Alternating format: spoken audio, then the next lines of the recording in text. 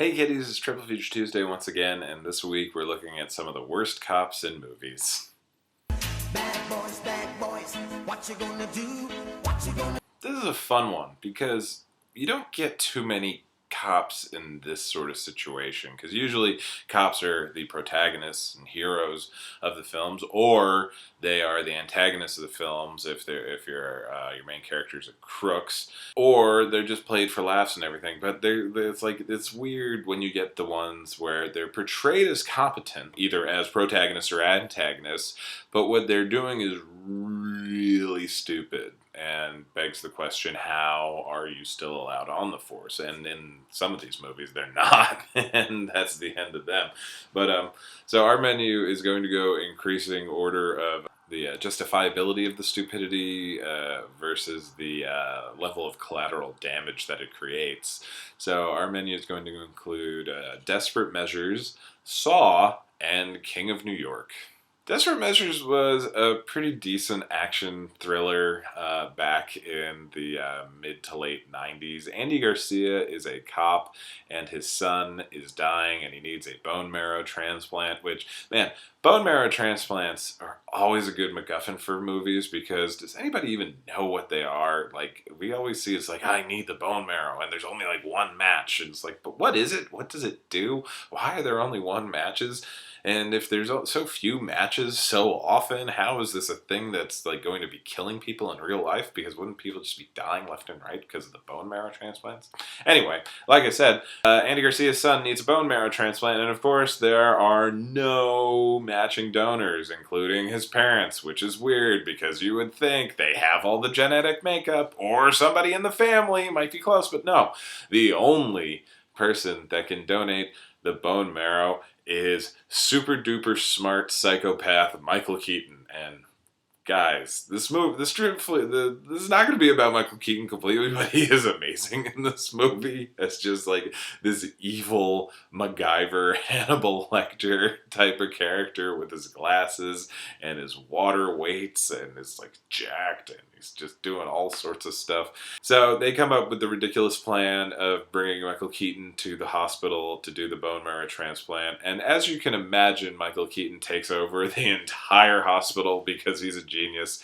And the whole rest of the movie is ridiculous violence interspersed with Andy Garcia trying to justify to anybody with ears that no, we can't use deadly force to stop the mass murdering psychopath who has killed at least 30 people in the last hour, because my son will die. And don't get me wrong, your son dying is a terrible thing, but at some point there's gotta be, like, how many people are worth this one kid? It just doesn't make any sense. And throughout it, Andy Garcia is just, he's doing the good Andy Garcia. He's competent, he's intelligent, he's, brave and everything, but none of this seemed like a good plan that you're doing, and you're still committing to it and letting Michael Keaton get away with more and more to try to get him back and, lull him into false senses of confidence. But no, it just keeps getting worse and worse until I think there's like a big chase on the highway with semi-trucks. And I mean, the thing goes really off the rails in terms of what happens to everybody else. But of course, the kid gets the bone marrow transplant at the end, and that was all that really mattered. So you never really hear. The movie ends there after like the successful bone marrow transplant and like the little cliffhanger of Michael Keaton about to escape again because he's smarter than you.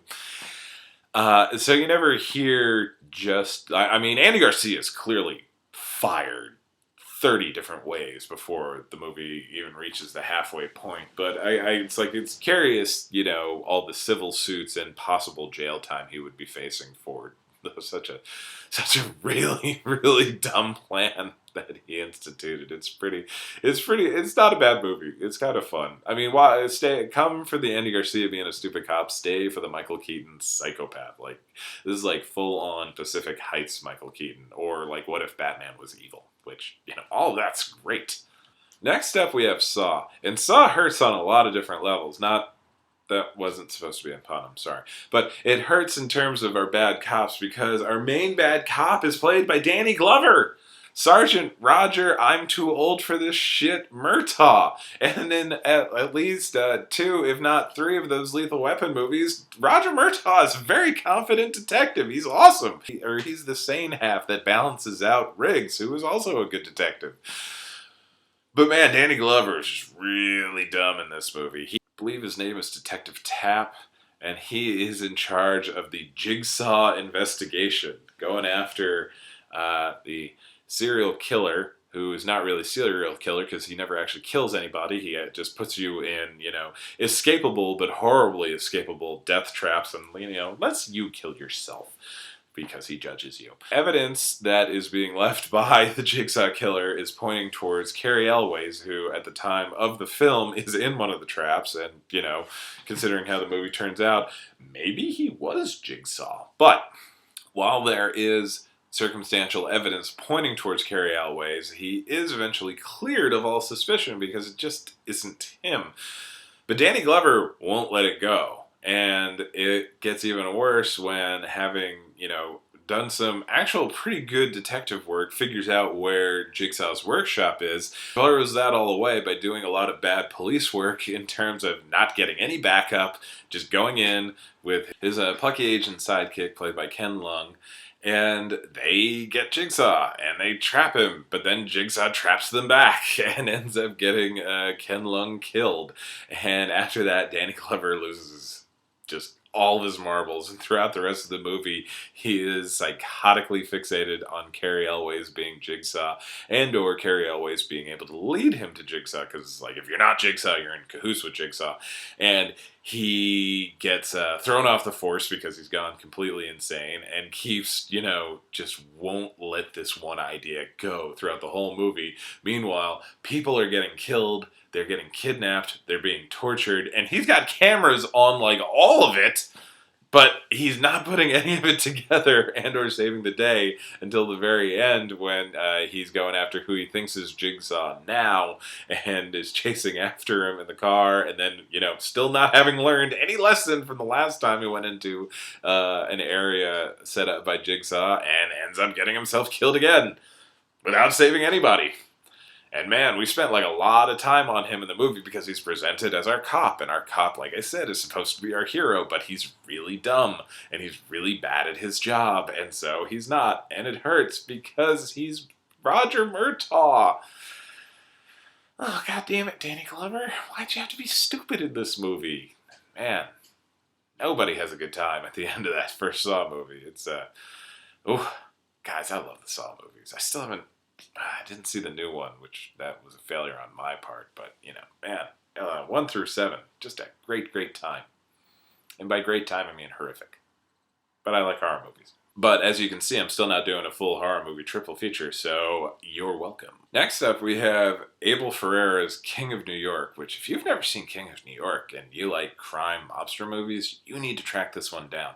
Stars Christopher Walken is the titular King of New York, who is a gangster named Frank, who has recently gotten out of a fairly decent stint of jail time and is working towards rebuilding his empire and refocusing his empire. It's kind of neat because while you don't see what his character was really like before the prison stretch that you see him serving at the beginning of the film, after he gets out, while he still wants to continue criminal enterprises, he is redirecting a lot of the energy and profits of it into rebuilding dilapidated parts of New York and helping lower class citizens in New York, which is interesting. It's a lot of the police think it's all BS, that angle. It is presented pretty well in terms of he's an older character that actually wants to do something good with the little time that he's got left on the earth. Unfortunately, in addition to all the rival gangs that really just want to keep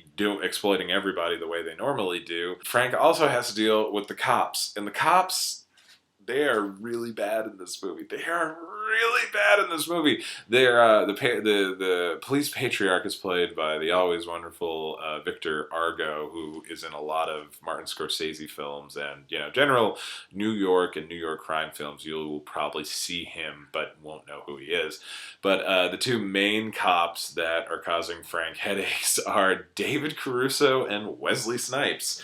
And let's explain why they are bad cops. The first, they are bad cops because they cannot catch Frank, who is a criminal. Throughout the whole thing, even though we're rooting for Frank, he is a criminal, much in the same way like the Corleone family or all the guys in Goodfellas. They are scumbags. There are scumbags, but they are scumbags, even if Christopher Walken is trying to do a few nicer things with his money than he did before. So, first off, David Caruso and Wesley Snipes can't catch him legally. Like, they cannot make a case that's going to stick against Frank at all.